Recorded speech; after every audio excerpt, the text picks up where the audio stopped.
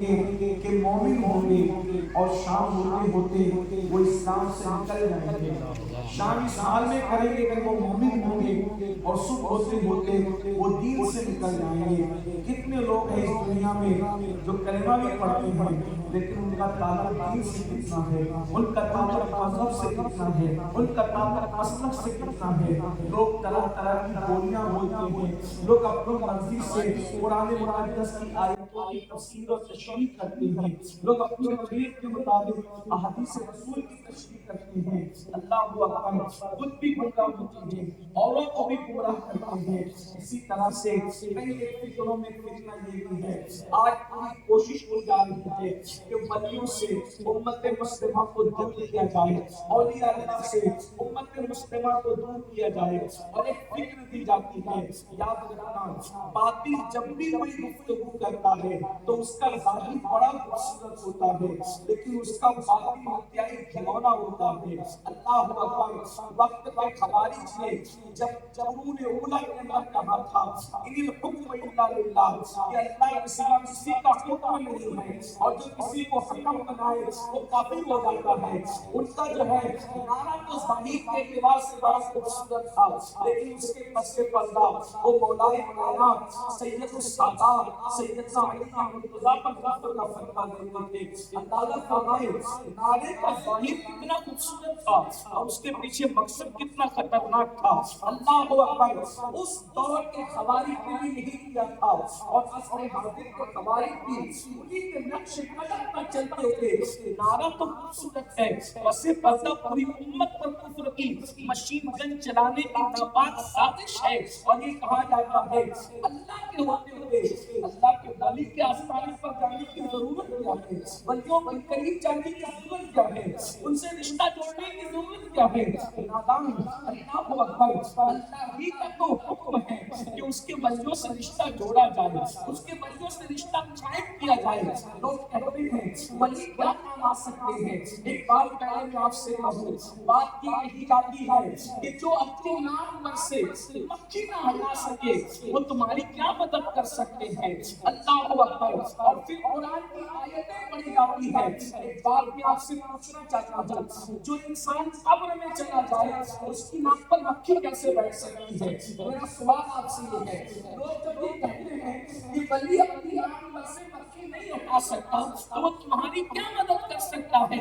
آپ سے پوچھنا چاہتا ہوں, قرآن کا اسلوب اپنا اسلوب ہے. اللہ اکبر, ارے جب غالب اقبال کے کلام کا کوئی جواب دنیا نہیں لا پا رہی ہے اپنی دنیا, تو پھر جب مخلوق کے کلام کا یہ عالم ہے تو خالق کے کلام کی شان کا عالم کیا ہے. بے شک حق ہے, ماشاء لوگ جو ہے وہ باتیں کرتے ہیں کہ ولی ناک پر بیٹھی مکھی نہیں ہٹا سکتا, تمہاری کیا مدد کر سکتا ہے. ہم نے کہا کوئی ایسے ولی کو بتا دو جو قبر میں سو رہا ہو اس کی ناک پر مکھی بیٹھی ہو. پھر قرآن کس کو کہہ رہا ہے, ارے جس کی ناک پر مکھی بیٹھی قرآن اس کو کہہ رہا ہے. تو قرآن نے یہ بات کہی کس کے لیے, قرآن نے یہ بات بتوں کے لیے کہی. یہی بتوں کی ناکوں پر مکھیاں بیٹھی ہیں, یہ مکھی نہیں ہٹا سکتے, تمہاری مدد کیا کر سکتے ہیں. جو آیتیں بتوں کے لیے پڑھی گئی ہے قرآن مقدس سے بتوں کے لیے بیان کی ہے. چھوٹے مکہ اور الفساد قسم کے خوارج زمانہ وہ اولیاء اللہ میں جسا کرتے ہیں اور یہ بدترین خلق ہے, یہ بدترین مخلوق ہے. حدیث پاک میں آیا ہے کہ اللہ اکبر, بتوں کی آیتوں کو اللہ کے ولیوں پر مشرکین کیا, یہ مذہب میں نازل شدہ آیتوں کو مومنین پر فکر کرنا, یہ بدترین مخلوق کی نشانی ہے. اللہ اکبر, یہ شر الخلائق کی نشانی ہے. پھر آپ کہیں گے کہ ولی کون ہے, کہ ولی کی شان قرآن نے کیا بیان کی ہے. تو آئیے میں آپ کے پاس آپ کے سامنے آیت کریمہ کا ترجمہ اور اس کی تفسیر بیان کرنے سے پہلے آپ کے سامنے ایک پس منظر بیان کرنا چاہتا ہوں. ہمارا عقیدہ بنیادی طور پر یہ ہے, ایک دن ہوگا, اس دن کو محشر کہتے ہیں, اس دن کو میدان محشر کہتے ہیں. جو لوگ جانتے ہیں وہ جانتے ہیں, جو نہیں جانتے وہ کان کھول کر کے سن لے. میدان محشر اس کو کہتے ہیں جب لوگوں کی زبان پر نفسی نفسی ہوگا. میدان محشر اس کو کہتے ہیں, حدیث پاک میں آیا ہے اللہ اکبر, اس دن سورج اور انسانی سر کے درمیان صرف ایک ہاتھ کا فاصلہ ہوگا. تھوڑا تصور تو کریں اگر مائیں اور بہنیں موجود ہیں ان کی بھی توجہ آپ کی بھی توجہ چاہتا ہوں. میرے آپ صلی اللہ علیہ وسلم سے بولا ہوں اندازہ تو کرو آج سورج چوتھے آسمان سے چمک رہا ہے اور اپنی پیٹ کی طرف سے چمک رہا ہے اور قیامت کے دن محشر کے دن سورج مشرق کی طرف سے نہیں چمکے گا چوتھے آسمان سے نہیں چمکے گا بلکہ انسان کے سر اور سورج کے درمیان صرف ایک ہاتھ کا فاصلہ ہوگا. آج سورج پیٹ کی طرف سے چمک رہا ہے اس دن سورج کا چہرہ انسان کی طرف ہوگا. اگر اندازہ تو کرو مئی کی اور جون کی اور اپریل کے مہینے کی گرمی جب سورج کی تپش اور حرارت کی بنیاد پر ہم سے برداشت نہیں ہوتی تو محشر کی گرمی کا عالم کیا ہوگا. حدیث پاک میں آتا ہے لوگوں کے سروں میں بھیجے ایسے کھولتے ہوں گے جیسے چولہے سے رکھی ہوئی ہانڈی کے اندر پانی کھولا کرتا ہے. دوسری حدیث پاک کا مفہوم ہے کان سے بھیجے گئے ہوں گے ناک سے بھیجے گئے ہوں گے. تیسری حدیث پاک کا مفہوم ہے انسان کی کیفیت کی ہوگی انسان پسینے میں ڈوبا ہوگا کوئی ٹخنوں تک کوئی گھٹنوں تک کوئی کمر تک کسی کے منہ میں پسینے کی لگام ہوگی اور میدان محشر کا پسینہ اتنا ہٹ کر ہوگا کہ انسان پسینے میں ڈوبا ہوگا. حدیث پاک کا مفہوم ہے کہ ایک کا پسینہ دوسرے کے پسینے سے ٹچ نہیں ہوگا دوسرے کے پسینے سے مکس نہیں ہوگا. جس کا پسینہ ہوگا اسی کے ساتھ ہوگا اور وہ انسان جدھر جائے گا اس کا پسینہ بھی اس کے ساتھ ساتھ جائے گا. پسینے کی کیفیت کی ہوگی بدبو تمام تکلیف بلکہ حدیث پاک میں یہاں تک ہے اللہ کے رسول صلی اللہ علیہ وسلم سے فرمان کا مفہوم ہے لوگ تمنا کریں گے اگر جہنم میں ڈالنا ہے تو جہنم ہی میں ڈال دیا جائے لیکن محشر کی تکلیف سے نجات عطا کر دی جائے. لوگوں کی کیفیت کی ہوگی اس دن کوئی ماں اپنے بیٹے کی غصہ میں شامل نہیں ہوگی کوئی بیٹا اپنے ماں باپ کی طرف نہیں دیکھتا ہوگا رشتے داری ٹوٹ جائے گی ماں بچوں کو نہ پہچانے گی بچے ماں کو نہیں پہچانیں گے خون کے رشتے حرف غلط کی طرح مٹ جائیں گے نہ کوئی دوست کو جانے گا نہ کوئی کسی کو پہچانے گا. میرے امام کہتے ہیں ان کے سوا آزاد کوئی خالی نہیں جگہ گزرا کرے قصوں پہ ادھر کو خبر نہ ہو باپ بیٹے پہ کیا گزر رہی ہے باپ کو نہیں پتا ہوگا باپ پہ کیا گزر رہی ہے بیٹے کو نہیں پتا ہوگا اب کسی کو پتا بھی چل جائے تو کوئی کسی کا مددگار نہ ہوگا بلکہ یہاں تک فرمایا گیا اللہ اکبر مائیں تمنا کرے گی مائیں کہ کاش ہمارے بچوں کو ہمارے بدلے جہنم میں ڈال کے ہمیں جہنم سے نجات عطا کر دی جائے. وہاں یہ حال ہوگی محبت نام کی کوئی چیز نہیں ہوگی پیار نام کی کوئی چیز نہیں ہوگی. اب آپ اندازہ فرمائیں اس ماحول میں کون کس کو پیار کرے گا کون کس کو چاہے گا.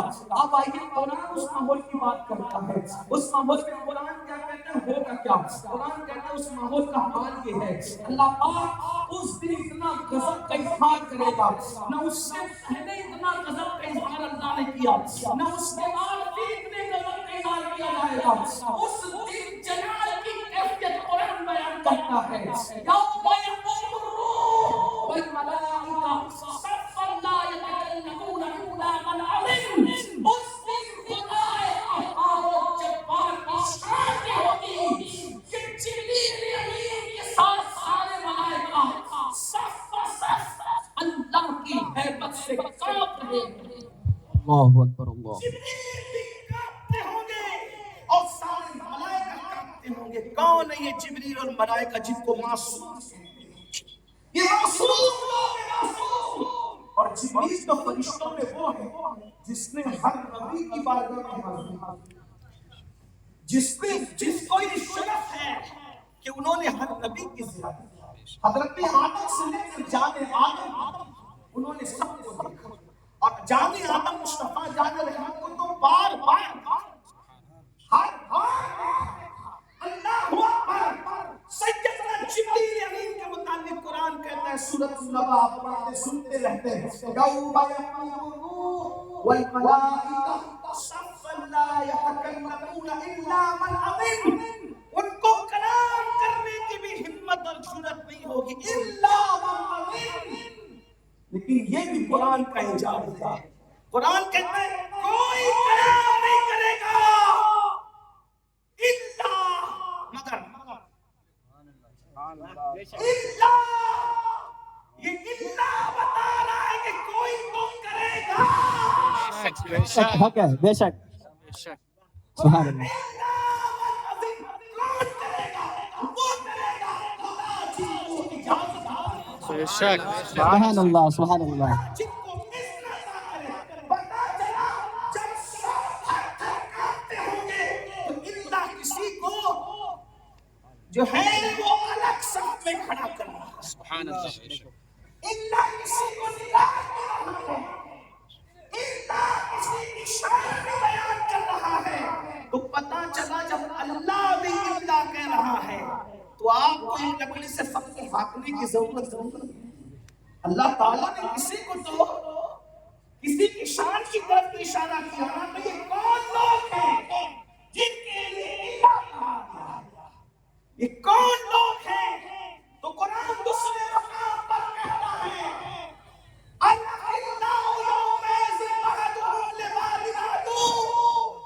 وہ دن ایسا ہوگا جس دن تمہارے کٹر پکے دوست. کٹر اس لیے کہہ رہا ہوں تاکہ آپ کو سمجھ میں آئے کہ قرآن نے اخی اللہ کہا اور یہ اخی اللہ خلیل کی جگہ ہے. میرے بھائی دنیا میں دوست نہیں ملتا، خلیل کہاں سے لائے؟ دنیا میں دوست نہیں ملتا، خلیل. دوست اور خلیل میں فرق کیا ہے؟ دوست اور خلیل میں فرق یہ ہے دوست تو بہت ہو سکتے ہیں لیکن خلیل کوئی بھی ہوتا. اور خلیل کا مطلب ہوتا ہے گہنا دوست، پکا دوست. اگر آپ کو دیکھنا ہے انبیاء کی جماعت میں کوئی صفی اللہ ہوا، کوئی نجیب اللہ ہوا، کوئی روح اللہ ہوا، کوئی کلمت اللہ ہوا، کوئی کلیم اللہ ہوا، لیکن وہاں بھی خلیل اللہ کا لقب ایک کو دیا. کون ہے؟ جو یار کی مرضی پر بیٹے کی گردن پہ اکلوتے بیٹے کی گردن پہ چھری رکھ دیتا ہے، اس کو کہا تو میرا خلیل ہے. سبحان اللہ، سبحان اللہ. بیوی اور بچے کو واقعی غیر زلزلہ میں چھوڑ دیتا، اس کو کہا تو میرا خلیل ہے. جو اپنے ننھے شہزادے کو سانس لے کر کعبے کی بنا اثر نو ڈالتا ہے، اس کو کہا کہ تو میرا خلیل ہے. اور یہ سب کچھ کر کے بھی کہتا ہے کہ اب تو اطاعت راضی ہے کہ اب تو میرا خلیل ہے. خلیل اللہ حضور علیہ السلام کے 7 لاکھ صحابہ کم و بیش میرے آقا نے فرمایا اگر میں کسی کو خلیل بناتا تو ابو بکر ابو بکر صدیق کو خلیل. سبحان اللہ، سبحان اللہ. بہت خوب، بے شک.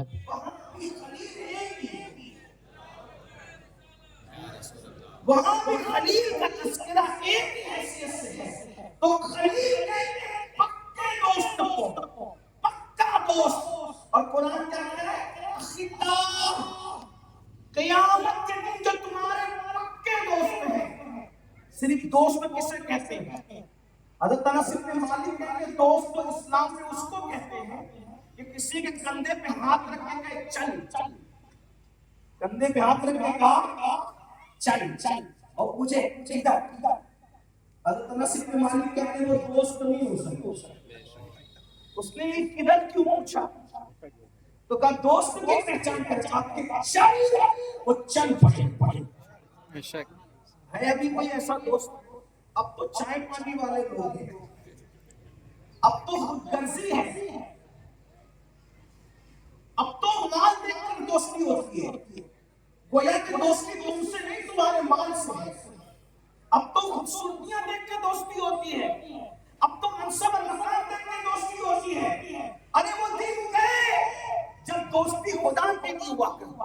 اور یاد رکھنا یہ منصب بہت بڑا ہے کہ کوئی کسی کو اللہ کے لیے چاہتا اور جو کسی کو اللہ کے لیے چاہتا ہے رسول اعظم صلی اللہ علیہ وسلم فرماتے ہیں من احب للہ وعبد للہ وعطا للہ ومنع للہ فقد استكمل الایمان. جو اللہ کے لیے محبت کرے، اللہ کے لیے نفرت کرے، اللہ کے لیے کسی کو دے، اللہ کے لیے روک لے، اللہ اس کے ایمان کو مکمل کر دیتا ہے. سبحان اللہ سبحان اللہ بے شک تو اللہ کے لیے محبت ہے کہ اب تو پارٹیوں کے لیے محبت ہے، اب تو کھانوں کے لیے محبت ہے، اب تو دولت کے لیے محبت ہے، اب تو منصب کے لیے محبت ہے. چھوڑیے دوست چلے گئے تو خلیل کا حاصل ہے. لیکن اگر کسی کو خلیل مل بھی جائے، توجہ ہے آپ کی، اگر کسی کو خلیل مل بھی جائے تو قرآن کہتا ہے الاخلاء یومئذ الاخلاء یومئذ بعضهم لبعض عدو. وہ جو تمہارے پکے دوست تھے وہ سب کے سب تمہارے دشمن بن گئے. قیامت کے دن وہ دشمن بنیں گے، دشمن. یہ نہیں کہنا قرآن کے کام نہیں آئیں گے. ایک ہوتا ہے کسی کا کام نہ آنا اور ایک ہوتا ہے دشمن بن جانا. پکے دوست تو دشمن بن جائیں گے. بات آگے بڑھانے سے پہلے کہتا ہوں ان سے کیوں رشتے جوڑتے ہو جو تمہارے یہاں بھی دشمن ہیں؟ جو زنا کے اڈے پہ لے جائے اس سے بڑا دشمن کون ہے؟ جو نشے کے اڈے پہ لے جائے اس سے بڑا دشمن کون ہے؟ جو شراب کے اڈے پہ لے جائے اس سے بڑا دشمن کون ہے؟ جو نماز کے ٹائم میں بک بک کرتا ہوا لے کر کے بیٹھا رہے، شیطانی کام کرے، اس سے بڑا دشمن کون ہے؟ دوست کی پہچان تو یہ ہے جب تو خدا کو بھول جائے تو وہ خدا کی یاد دلائے. دوست اسے کہتے ہیں. لیکن یہ دشمن ہے، دشمن جو تمہیں گناہ کرنے کے لیے جانے. دوستوں دشمن کو پہچانو. انسان بہت بڑی بڑی باتیں کرتا ہے، ابھی تک دوست اور دشمن کو پہچان بھی نہ سکتا. جو دوست اور دشمن میں فرق نہ کر سکے اس سے بڑا نادان کون ہے؟ اللہ کے بندو دوستی ان سے کرو، دوستی ان سے کرو جو واقعی تمہارے دوست ہیں. حال گفتگو کو طول نہ دیتے ہوئے قدیر نہ رکھتے ہیں اختصار کے ساتھ کروں. اللہ فرماتے ہیں جتنے تمہارے خلیل ہیں، پکے دوست ہیں، وہ سب تمہارے دشمن بن جائیں گے. اللہ کوئی کام نہیں آئے گا تو اللہ بتا رہے کوئی کام آئے گا. یہاں بھی دل آ گیا. دیکھ رہے ہیں اس اللہ کو اس اللہ سے ملائے. غور فرمائیں سب دشمن بن جائیں گے الا المتقین. سب دشمن بن جائیں گے. کون کام آئے گا؟ اللہ. تو کہا جو متقین ہوں گے وہ کام آئیں گے. تو یہ متقین کون لوگ ہیں وہ بھی تو بتا دیا جائے. تو قرآن آگے بیان کر رہا ہے کون کون پر ان اولیاء الا المتقون. اللہ کے ولی ہی متقین لوگ ہوا کرتے. نعرہ تکبیر، نعرہ رسالت، اس مسکین شاہ اولیاء رحمت اللہ تعالی علیہ. نعرہ تکبیر، نعرہ رسالت. سبحان اللہ سبحان متقی لوگ کام آئے گا. ان اولیاء الا المتقون. اللہ کے ولی متقی لوگ ہوا کرتے ہیں. ایک اور مقام میں فرمایا الا ان اولیاء اللہ لا خوف علیہم ولا هم يحزنون الذین آمنوا وكانوا يتقون. اور کیا ہو جاؤ اللہ کے ولیوں کو نہ خوف ہے نہ غم ہے. اور اللہ کا ولی کون ہے؟ وہ ایمان والا اور متقی ہے. پتا چلا اللہ کا ولی کام آئے گا کہاں؟ جہاں پاک کام آئے، جہاں پاک کام آئے، جہاں بھائی کام آئے، جہاں پکا دوست کام آئے. اور پھر کام میدان محشر میں کام آ رہا ہے. اب مجھے بتائیں جو اللہ کا ولی خدا کے عذاب سے بچا سکتا ہے کیا وہ دنیا کی مصیبت سے نہیں بچے؟ بے شک بے شک. سبحان اللہ بے شک. اگر اللہ کا قرآن مان کے مسلمان ہوئے تو اللہ کا قرآن بیان کریں. اللہ کا قرآن بتا رہا ہے. اور پھر یہ ولی کی شان کیا ہے؟ اب آئیے حدیث پاک میں میرے آقا علیہ الصلوۃ والتسلیم کی حدیث ہے.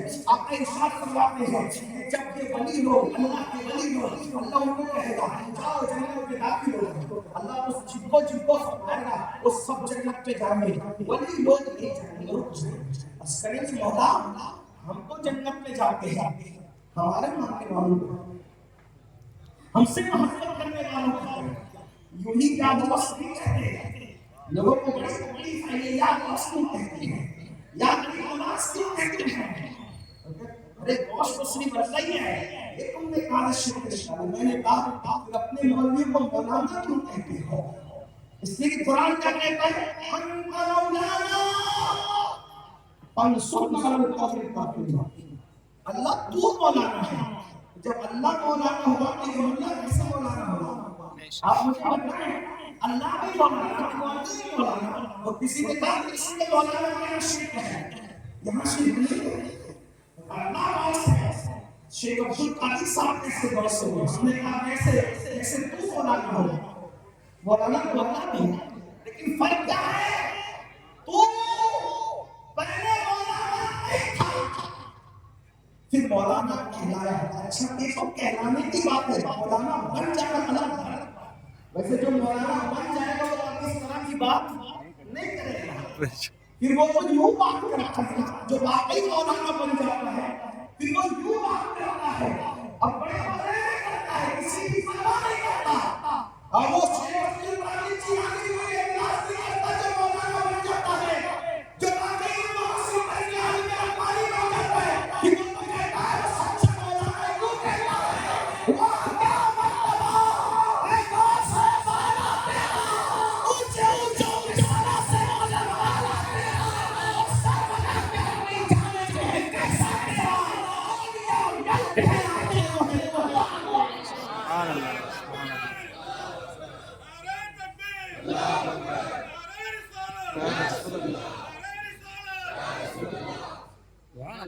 اللہ بھی مولانا, اللہ اسی نے بنایا وہی روز اس کا مولانا ہونا ذاتی صفت. بے شک بے شک.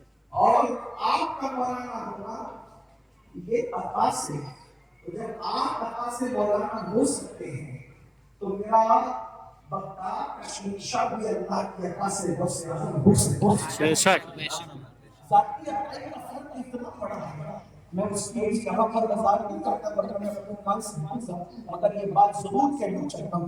دراصل مسئلہ یہ ہے کہ میری قوم کو علم نہیں ہے, اس لیے لوگ بہت پڑھتے ہیں اور آپ چپ رہتے ہیں, کبھی کبھی گمراہ ہو جاتا. لیکن علم ہونا ایک بات ہے, میں اولیاء اللہ کی شان جاننے کی جگہ ان کے آگے بڑھوں گا, لیکن ایک بات ہے علم ہونا. تو علم کی برکتیں بہت ہیں. جو مسئلہ علم ہونے کی وجہ سے ہمارے پہاڑ کی طرح لگتا ہے, جب وہ علم ہوتا ہے تو وہ آپ کو پانی کی کوانٹٹی کی طرح بہت آسان سے لگنے لگتا ہے. علم اگر لوگ کہتے ہیں جیومیٹری بڑا مشکل ہے, اس کے لیے مشکل ہے جس کو جیومیٹری آتی ہے, جس کو آتی وہ کہتے ہیں سب سے پیارا سوال جیومیٹری. وہ لوگ کہتے ہیں کہ یار ہسٹری بڑا مشکل عنوان ہے, لیکن جو ماہر ہوتا ہے وہ تو بہت بڑا دلچسپ عنوان ہے. تو جو جس کو آتا ہے اس کے لیے آسان ہوتا ہے. علم سیکھو, سب سیکھا علم دین بھی سیکھو. دیکھیے بات میں آپ سے کہتا ہوں, لوگ ہمیں گمراہ حدیثیں صحیح پڑھتی ہیں لیکن گمراہ دان کہتا ہے تشریح کے بعد. ایک مثال آپ کے سامنے رکھتا ہوں. حضور علیہ السلام کی بڑی مشہور حدیث ہے جو وہ لوگ بھی پڑھتے ہم بھی پڑھتے. حدیث کیا ہے, اللہ کے رسول علیہ السلام نے فرمایا میری قبر کو عیدگاہ بنا. اس حدیث کو ہم بھی مانتے ہیں, یار لوگ بھی مانتے ہیں. کیا میری قبر کو عیدگاہ مت بنا, عیدگاہ مت بنانا میری قبر. یہ تو بات سچی ہے, حضور نے فرمایا. اب اس پر آپ دیکھیے ایک صاحب کہنے لگے دیکھو دیکھو دیکھو, حضور نے کہا نا میری قبر کو عیدگاہ مت بنانا. مطلب کیا؟ بولے جیسے عیدگاہ پہ بھیڑ کرتے ہو, میلہ لگاتے ہو اور جا کر کے سب اکٹھا جمع ہوتے ہو, بھیڑ لگاتے ہو, ہزاروں لاکھوں میں جمع ہوتے ہو. حضور کی مزار پہ ایسے بھیڑ نہیں لگانا, حضور نے منع فرمایا. تو تم لوگ رسول اللہ کی بات نہیں مانتے ہو, ظالمو. حضور نے منع کیا بھیڑ لگانے سے. دیکھو حضور نے تو بس اتنا ہی کہا تھا کہ میری قبر کو عیدگاہ. بات میری سمجھ میں آتی ہے. حضور نے کہا کہ عیدگاہ مت بنانا, لیکن یار ترجمہ کیا کر رہا ہے کہ دیکھو حضور نے بھیڑ لگانے سے منع کیا. اگر یہ بات تھی تو پھر اس کا کیا ہوگا, من زار قبری وجبت لہو شفاء. اگر یہ بات تھی تو اس کا کیا ہوگا کہ اگر تم سے ہو سکے تو مدینے میں مرو, جو مدینے میں مرے گا میں اس کی شفاعت کروں گا. اس کا کیا ہوگا کہ جس نے بعد انسان میرے مزار پہ حاضری دی ایسے ہی کہ گویا کہ عالم ظاہری میں جب ظاہری حیات میں تھا اس وقت اس نے میری زیارت کی حاضری دی. تو دوسری حدیثوں کا قد ہو رہا ہے یہ منمانی ترجمے سے تشریح سے, تو کافر کیا مطلب. لیکن جب کوئی بریلی کے تاجدار کا غلام اس حدیث پہ پہنچتا ہے, غوث و خواجہ کا غلام اس حدیث پہ پہنچتا ہے, تو وہ کہتے ہیں بات تو سچی ہے, بات ہے. کیا آقا نے فرمایا میری قبر کو عیدگاہ نہ بنانا. مطلب کیا, کوئی کتنا بھی نیک ہو, تہجد گزار ہو, عالم ہو, قاری ہو, مفتی ہو, میں خود ایک عیدگاہ کا امام ہوں, لیکن جس عیدگاہ پہ میں نماز پڑھانے جاتا ہوں تو میں بھی اس میں تیسری بار کبھی میرا جانا نہیں ہوتا سامنے. کیونکہ عیدگاہ پر لوگ کتنی بار جاتے ہیں, بولو کتنی بار جاتے ہیں, کتنی بار جاتے ہیں. امام بھی بیچارہ کتنی بار جاتا ہے, سال میں 2 ہی بار جاتا ہے. کوئی تیسری بار کوئی جاتا ہے, بولے جاتا ہے نہیں. آقا کیا فرما رہے ہیں, میری قبر کو عیدگاہ مت بنانا. جیسے عیدگاہ پہ سال میں 2 بار عید اور بقرعید پہ جاتے ہو، ایسے 2 بار مت آنا. جب جب موقع ملا کرے تب آ جایا کرنا، تو من زار قبری وجبت. سبحان اللہ، سبحان اللہ، بہت خوب، ماشاء اللہ. فرمایا یہ خبر میں بھیڑ لگانے کے لیے لگا. میں نے کہا یہ تشریح تو آپ کی ہے جناب، ورنہ حضور علیہ السلام تو بلا رہے ہیں اور میرے امام پھر اس کو کیوں بیان کرتے ہیں؟ کون بلا رہا ہے؟ حضور بلا رہے ہیں. اور حضور بھی صرف نہیں بلا رہے، اللہ بھیج رہا ہے. وَلَوْ أَنَّهُمْ ظَلَمُوا أَنفُسَهُمْ جَاءُوكَ، اگر تم اپنی جانوں پہ ظلم کرو تو میرے محبوب کی بارگاہ میں پہنچ جایا کرو. اور پھر میرے امام اس کو یوں بیان کرتے ہیں، مجرم بلائے آئے ہیں، جاؤک ہے گواہ، پھر رگوں کم کی شان کریموں کے در کی ہے. اور ان کی شان یہ ہے کہ مانگیں گے مانگے جائیں گے، منہ مانگی پائیں گے. سرکار میں نہ لا ہے نہ حاجت اگر کی ہے، منگتا کا ہاتھ اٹھتے ہی داتا کی دین تھی، تیری قبول عرض میں بس بات بھرتی ہے. نعرہ تکبیر. آنکھیں بند ہیں، پھیلی ہے جھولیاں، کتنے مزے کی بھیک تیرے پاک در کی ہے. اور مومن ہوں، مومنوں پہ رؤوف الرحیم ہو، سائل ہوں سائلوں کو خوشی دان اگر کی ہے. سبحان اللہ، سبحان اللہ، بہت خوب. اندازہ فرمائیں تو اللہ کا ولی میدان محشر میں کام آئے گا. کون کہہ رہے؟ قرآن کہہ رہے. اللہ کے رسول علیہ السلام فرماتے ہیں کہ اللہ پاک کے ارشاد، حدیث پاک کا مفہوم ہے، ارشاد فرمائے گا تم جنت میں جاؤ. سب لوگ جائیں گے. ولی لوگ کہیں گے مولا ہمارے ماننے والوں کا کیا، ہم سے محبت کرنے والوں کا کیا؟ اللہ فرمائے گا جو تم سے دنیا میں پیار کرتا تھا ان کا ہاتھ پکڑو اور ان کو بھی اپنے ساتھ جنت میں لے جاؤ. سبحان اللہ. امام یوسف نبہانی رحمت اللہ تعالیٰ علیہ لکھ رہے ہیں، فرماتے ہیں کہ جب وہ اولیاء اللہ ہاتھ پکڑیں گے اپنے محبت کرنے والوں کا، اور جب لے کر جائیں گے تو اتنی بڑی تعداد میں لے کر جائیں گے کہ جنت کا دروازہ چر چر کرنے لگے گا، اس سے چرچرانے کی آواز آئے گی. اس شان سے اللہ والے ہاتھ پکڑ کر لے جائیں گے. اب پتہ چلا ولیوں کی محبت کا صلہ کیا ہے. اور پھر کتنی بڑی بات کہی، جو دنیا میں جس سے محبت کرتا تھا جنت میں بھی اس کے ساتھ رکھا جائے گا. سنیوں کیا مقدر لائے ہو. آپ نے تو عشاء کے وضو سے 40 سال تک عشاء کے وضو سے 40 سال تک فجر کی نماز نہیں پڑھی، لیکن اگر غوث اعظم سے سچی محبت کی ہے اور عشاء کے وضو سے عشاء ہی پڑھ لی اور فجر کے وضو سے فجر ہی پڑھ لی، آپ نے اتنا بڑا کام نہیں کیا، لیکن محبت غوث اعظم سچی ہے. اور آپ عشاء سے عشاء پڑھتے، فجر سے فجر پڑھتے، رات کو سو جاتے، آپ رات پر نہیں جگتے نمازیں پڑھتے تھے، لیکن غوث پاک سے محبت کی ہے. تو میرے آقا فرما رہے ہیں جس سے محبت کرو گے جنت میں اس کے ساتھ رکھے جاؤ گے. اس کا مطلب یہ ہے کہ جنت میں کوئی غوث اعظم کے ساتھ ہوگا، کوئی غریب نواز کے ساتھ ہوگا، کوئی صابر کلیت کے ساتھ ہوگا، کوئی مخدوم اشرف کے ساتھ ہوگا، کوئی مسکین شاہ کے ساتھ ہوگا، کوئی اللہ اور ابو علی شاہ قلندر کے ساتھ ہوگا، کوئی وارث دیوا کے ساتھ ہوگا، کوئی شاہ برکت اللہ کے ساتھ ہوگا، کوئی امام اہل سنت کے ساتھ ہوگا. بلکہ یہ کہہ دوں ارے یہ سب اشاق حضور کے ساتھ ہوں گے تو ان سے عشق کرنے والے بھی حضور کے قدموں میں رہیں. بے شک کیا نصیب ہے، محبت کیا مقام عطا کرتی ہے. تو مگر یہ بات کا رونا تو سبھی روتے ہیں، میں بھی تھوڑا سا روں. غوث پاک تو وہ جنہوں نے 40 سال تک عشاء کے وضو سے فجر پڑھی، اور غوث پاک کے قادری غلام کا حال یہ کہ وہ عشاء کے وضو سے عشاء بھی نہیں پڑھتا، فجر کی وضو سے فجر بھی نہیں پڑھتا، اور اس کو پتہ نہیں کس نے پٹی پڑھا دی کہ کچھ بھی کرو جنت میں جاؤ. اچھی طرح یاد رکھا، مرید کیسے کچھ بھی کر کے جنت میں جا سکتا ہے جبکہ رسول اللہ نے اپنے خاندان کے لوگوں سے کہا. دیکھیے مرید ہونا الگ بات ہے اور خاندان کا ہونا. یہ مرید لوگ کہہ رہے ہیں کہ جوا کھیلیں گے چونکہ پھر بھی غوث پاک کا دامن پکڑا تو جنت ہی ملے گی، زنا کے اڈوں پہ جائیں گے تو بھی جنت ہی ملنا ہے. یہ سوچ بن گئی. سود کے دھندے کریں گے تو بھی جنت ہی ملنا ہے. لوگ رحمت للعالمین کی رحمت کو تو یاد رکھے ہیں، وہ غیور العالمین کی غیرت کو کیوں بھول گئے ہیں؟ کیا لوگ بھول گئے؟ ایک جنازہ آتا ہے، اللہ کے رسول فرماتے ہیں میں اس کا جنازہ نہیں پڑھاتا، تم میں سے کوئی پڑھا دے. یا رسول اللہ آپ کیوں نہیں پڑھاتے؟ ہمارے ماں باپ آپ پہ قربان. کہا اس کا قرضہ اس پر باقی، جس پہ قرضہ باقی ہو میں اس کا جنازہ نہیں پڑھاؤں گا.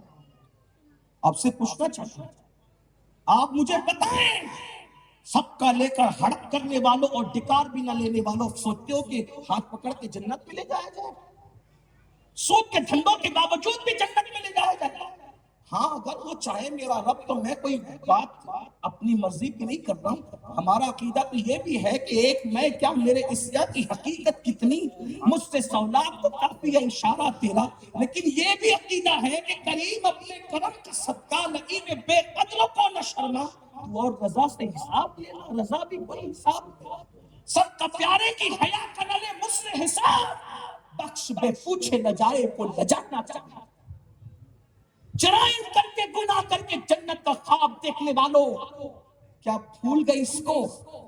علامہ جلال الدین سیوطی رحمت اللہ تعالی علیہ شرح الصدور میں لکھتے ہیں کہ اللہ کے رسول جنت البقیع میں تشریف لے گئے اور جو صحابی ساتھ میں تھے حضور نے ان کو کہا اس طرح سے کہا، وہ گھبرا گئے.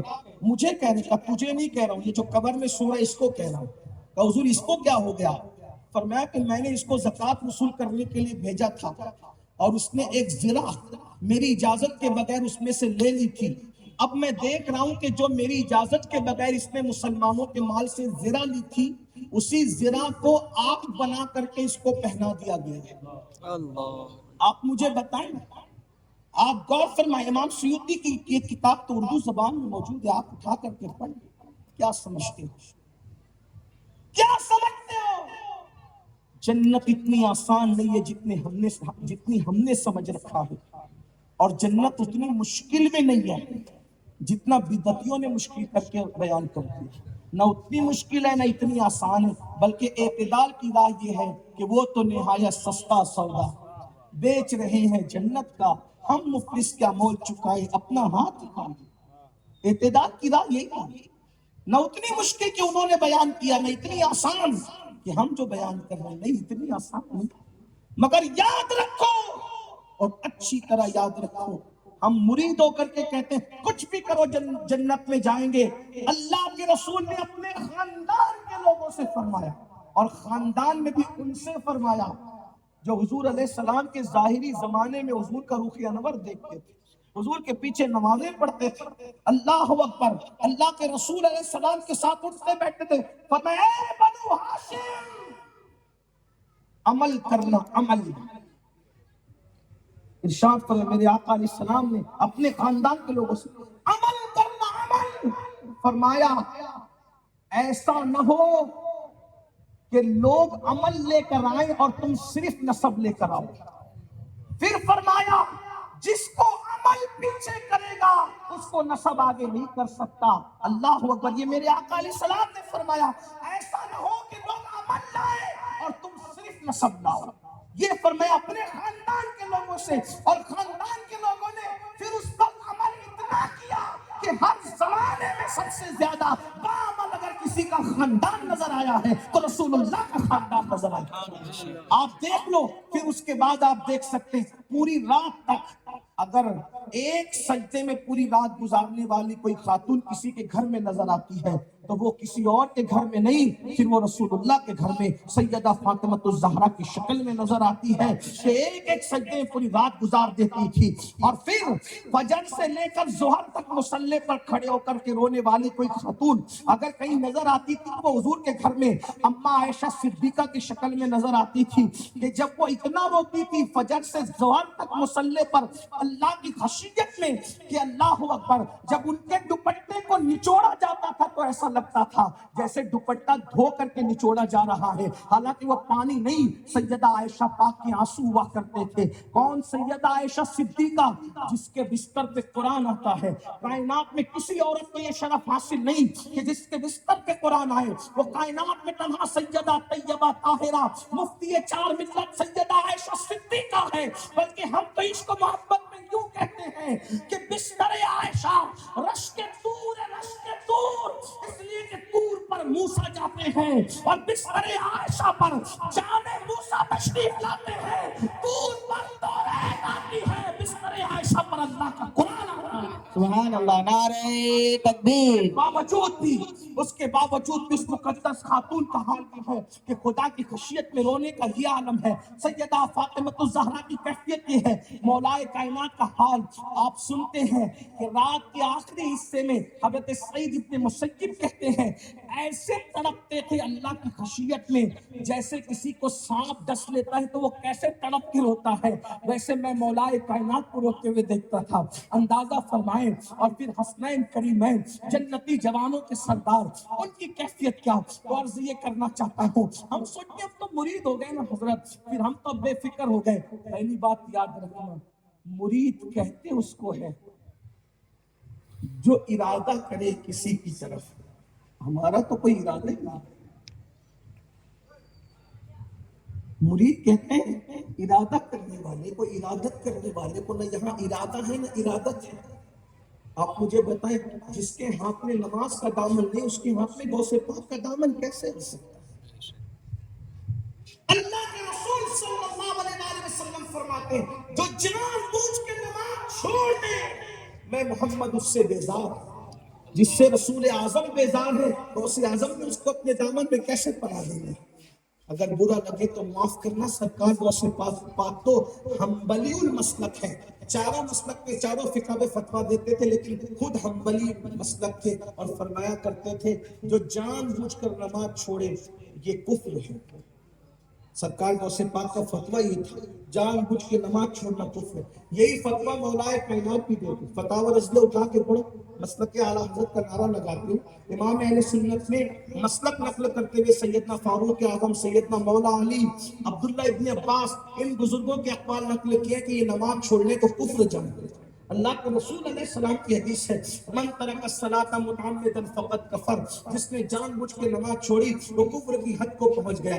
کفر کی حد کو پہنچ گیا، یہ تو ترجمانی حدیث کی، اگر اصل ترجمہ کریں تو فقد کفر کا ترجمہ کیا ہوتا ہے، لیکن چونکہ ہم لوگ حنفی المسلک ہے اس لیے ہم بے نمازی کو ڈائریکٹ کافر نہیں کہتے، مگر این وہی پر ہو رہا ہے۔ ہمارے امام الائمہ، سراج الامہ، کاشف الغمہ، سیدنا نعمان بن ثابت، امام اعظم ابو حنیفہ فرماتے ہیں جو نماز میں سستی کرتا ہے مجھے ڈر ہے جب مرے گا تو کافر ہو کر مرے گا۔ اور ہمارے امام اہل سنت سیدی اعلیٰ حضرت فتاوی رضویہ شریف میں لکھتے ہیں جو اذان سن کر اذان کا جواب نہ دے، کتنی باریک سی بات ہے، حدیث کی روشنی میں لکھا، جو اذان سن کر اذان کا جواب نہ دے، دنیا کی باتوں میں مصروف رہے، ڈر ہے کہ مرے گا تو کافر ہو کے مرے گا۔ اندازہ فرمائے اگر اذان سن کر اذان کا جواب نہ دے، دنیا کی باتوں میں مصروف رہے تو ڈر ہے کہ مرے گا تو کافر ہو کر مرے گا۔ اللہ اکبر، مجھے بتائیں جو مسجد میں ہی پہنچتا، جو فجر کی نماز میں سوتا پڑا رہتا ہے اور نمازوں کے اوقات میں گیم لوگ کھیلتے ہیں، میری بہنیں بھی موجود ہیں، بڑی معذرت کے ساتھ آج عورتوں کو گیم کھیلنے کے لیے تو وقت ہے، سیریل کے لیے تو وقت ہے، فلموں کے لیے تو وقت ہے، بے پردہ بازاروں میں گھومنے کے لیے تو وقت ہے، لیکن نمازوں کے لیے وقت نہیں ہے۔ اور سن لو اللہ کے رسول صلی اللہ علیہ وسلم ارشاد فرماتے ہیں کہ جو جان بوجھ کر نماز چھوڑ دے مجھ محمد کا قیامت کے دن اس کے ساتھ کوئی وعدہ نہیں ہے۔ جو جان بوجھ کے نماز چھوڑ دے اللہ اس سے اپنی امان کی چادر ہٹا لیتا ہے۔ مجھے بتائیے آج مسجدیں سونی ہیں، مسجدوں کو سونی کر دیا گیا ہے، اور پھر لوگ یہ کہتے کہ یہ ولیوں کو ماننے والے بے نمازی، ہم کہتے ولیوں کو جو سچے دل سے مانے وہ کیسے بے نمازی؟ رسول اللہ صلی اللہ علیہ وآلہ وسلم کا مزار مسجد کے اندر، غوث پاک کی مزار مسجد کے قریب، غریب نواز کی مزار 3 مسجدوں میں گھری ہوئی۔ آپ جس ولی کے آستانے پر جائیں آپ کو ولی کے مزار کے ساتھ مسجد ملتی ہے کہ نہیں؟ دیکھ لیجیے آپ، بلکہ حضرت مسکین شاہ رحمۃ اللہ علیہ کا آستانہ میں نے نہیں دیکھا کہاں پر ہے، لیکن اگر نہیں ہو تو آپ بنائیں کہاں مسجد، اس لیے کہ ہر ولی کا مزار وہاں بھی مسجد ہے۔ کیا ولی کیا پیغام دے رہے ہیں؟ ہمارے پاس آنا ہے تو ادھر ہو کر ادھر آنا ہے، اور ہم لوگ مسجدوں کو ترک کرنے چھوڑ دیں۔ یاد رکھنا جب تک مسلمان مسجدوں کے قریب رہا کبھی مسلمان کسی کے آگے بھیک نہیں مانگتا تھا۔ شاہجہاں کے دور میں برطانوی حکومت نے ہندوستان کا سروے کرا. یہ تاریخ ہے، مورخ نے کہا تک انصاف کیا مجھے نہیں پتا، لیکن یہ ہندوستان کی تاریخ ہے، خوبصورت تاریخ. برطانوی حکومت نے ہندوستان کا سروے کرایا شاہجہاں کی حکومت میں کہ جاؤ ذرا دیکھو کہ ہندوستان میں چلتا کیا ہے. تو جب وہ سب کچھ چیک کر کے واپس پلٹے تو انہوں نے کہا ہم نے دو چیزیں بڑی حیرت انگیز دیکھی کہ ہم نے